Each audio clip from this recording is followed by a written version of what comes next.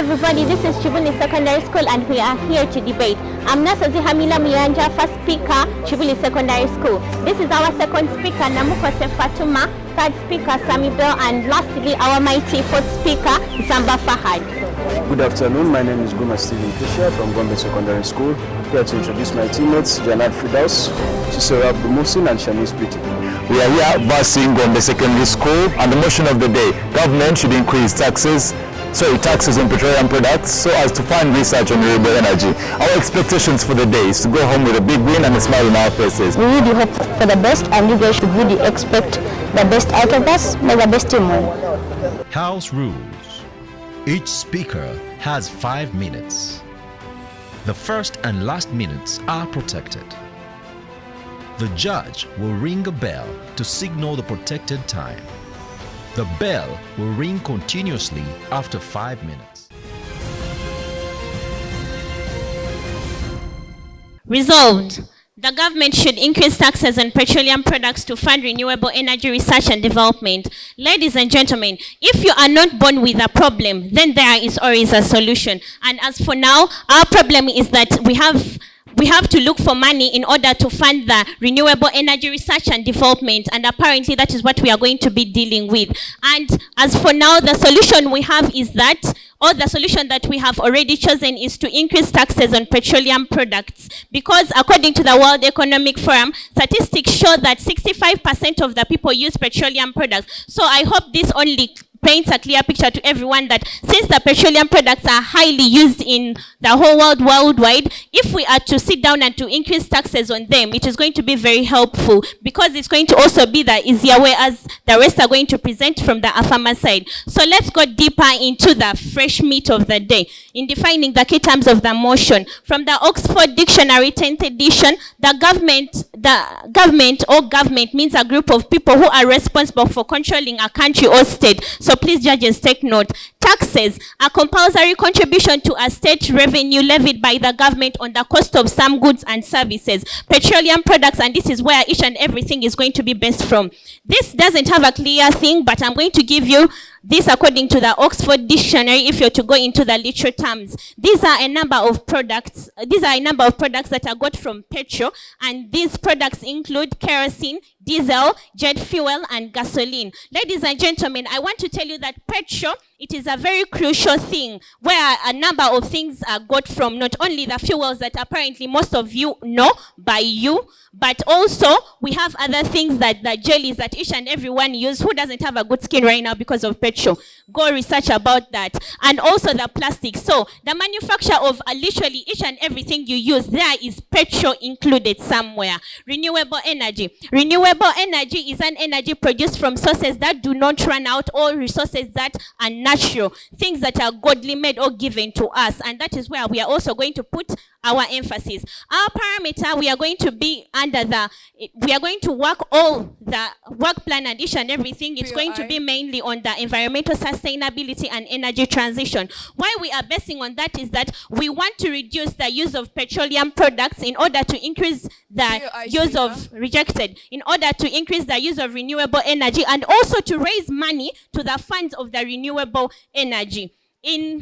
According to the greenclimatefunds.com, 54% of energy is produced from petroleum products, and still these petroleum products are the same things that cause air pollution, water pollution, and land pollution. That is why we want to increase taxes on the petroleum products so that we can reduce them, at the same time get the funds or the money so that we can increase or develop the research and development of renewable energy. We are going to all do this so that we can help out and sustain the energy transition, and also look at the long-term effects that are going to be happening. Rejected.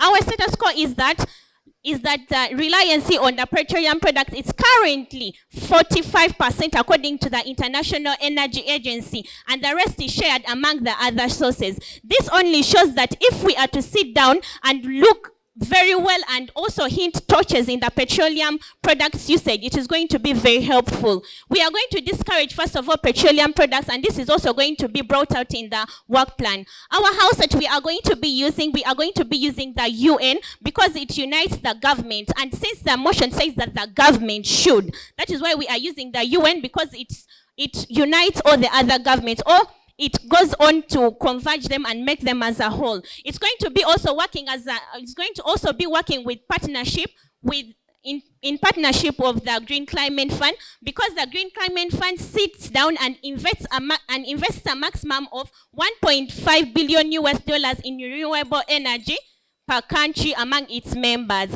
Ladies and gentlemen, we are going to do all this in order to increase the tax rate gradually. And all the tax rate we are going to be increasing on petroleum products is going to be according to the economic status. So there is no way the negators are going to come here and tell us that this is going to be affecting anyhow. Thank you so much. I rest it here. Nasozi Hamila Muyanja, Kibuli Secondary School. Very good afternoon. My name is Guma Stephen Fisher, your first negator from Gombe Secondary School. So first and foremost, as team negative, we want to put it to the notice of team affirmative that the problem in their status quo, the usage of petroleum products, or rather, is it poor usage of petroleum products? So, if we rethought how we use these petroleum products, do they guarantee that we win and they lose in that sense? Because understand that our policy, first and foremost, is mitigation and adaptation. By this I mean we're going to be mitigating the adverse effects that come with petroleum or usage of petroleum products, particularly because the problem in status quo is climate change. And how we are going to do this is usage of gas filters, catalytic converters, carbon rods, and ecoterrorism. Now, notice the fact that the first speaker coming from affirmative side does not clearly define her parameters for us. And then she tells us that she's going to use her house as the UN because in her words, she says the UN unites all governments. But understand, we do not know the government she's trying to unite or the governments she's trying to unite in that sense because she does not clearly stipulate it in their parameters. And then secondly, the first affirmer does not give us a clear time frame. So we do not know on what issue of urgency she's basing on, because realize that since the problem is climate change, this is a problem that needs to be addressed with urgency. So she cannot come here and fail to justify a time frame and think that we are going to front her idea as team opposition. Now, on our side, the time frame we're going to be using is a maximum of 8 years, where we're going to be using 2 years for sensitization, 4 years for implementation and mitigation of these adverse effects, and then 2 years for reaping our benefits. Now, as I already mentioned in my preamble, notice the fact that climate change is a global problem that needs a collective collective effort from all governments across the globe to disintegrate the adverse effects of climate change. Now, realize that since this is a global problem, the solution they are fronting, which is increasing taxes on petroleum, is not going to help, because we as Uganda, even if we decided to increase our taxes and the rest of the world denied, we as Uganda, even if we decided to increase taxes on petroleum products and the rest of the world did not, notice the fact that the adverse effects of climate change will still reach us. So in that sense, taxation is not feasible. And then secondly, we want to question them about the societal backlash. Notice the fact that 85% of Uganda's automobiles, according to the OUA report, rely on petroleum. So how do you come up with an idea of increasing taxation on these petroleum products after realizing that Uganda as an economy heavily relies on the usage of petroleum products? So notice the fact that they do not have, please stop badgering. So notice the fact that they do not have a solution for the societal backlash that is going to come out of this. And in that sense, their policy does not stand. Secondly, notice the fact that mitigation and adaptation is the best solution because we are fronting two.